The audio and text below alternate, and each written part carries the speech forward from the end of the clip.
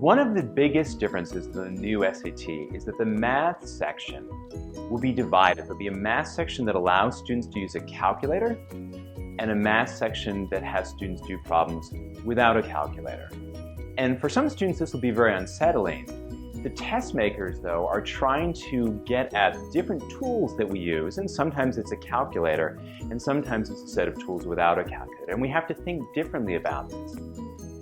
And so it's going to be a great opportunity. It's going to be a little stressful for kids at first because they're used to using their calculator.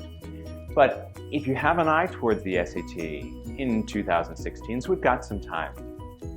A great thought experiment for yourself, even now when you're doing work in school, is to simply ask yourself at the start of every problem, how could I do this?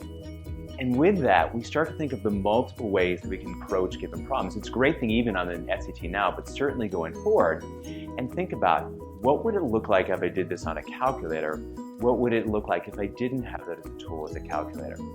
Because when we start to explore that, we start to engage different tools and different ways of thinking, and you develop those habits of mind that will really help you when you're faced with those different types of tests, different types of problems on the new SAT in 2016.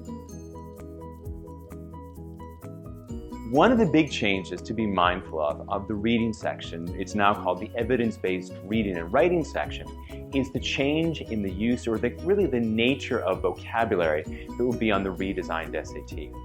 College Board, the test makers of the SAT, are de-emphasizing what they call level 3 words. And these are basically low frequency, what we think of as geeky kind of quote-unquote SAT words.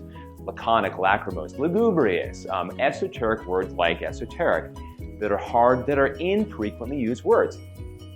What is the SAT doing in place of that? They're using more of what they call level 2 words. And level 2 words are words that can have different meanings, take on different shapes in different contexts. So these are often words that are kind of easy, ordinary words that kind of can morph on us a little bit. Confer with means something quite different from confer upon. You may know the word appoint, but do you know the word appointed? Like a well-appointed room is a well-decorated room.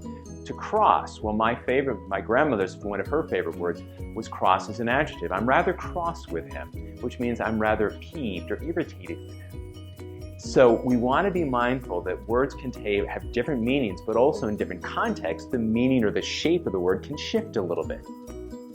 Protein will not be there anymore, but I do love it. As a reader, what you want to therefore be doing for the next month, well, generally as a reader in general, right, pay attention to words and how their meanings can shift based on the context. It's a really important tool to become a sophisticated reader, and it's also something that will be really heavily emphasized on the redesigned SAT that's coming to us in March of 2016.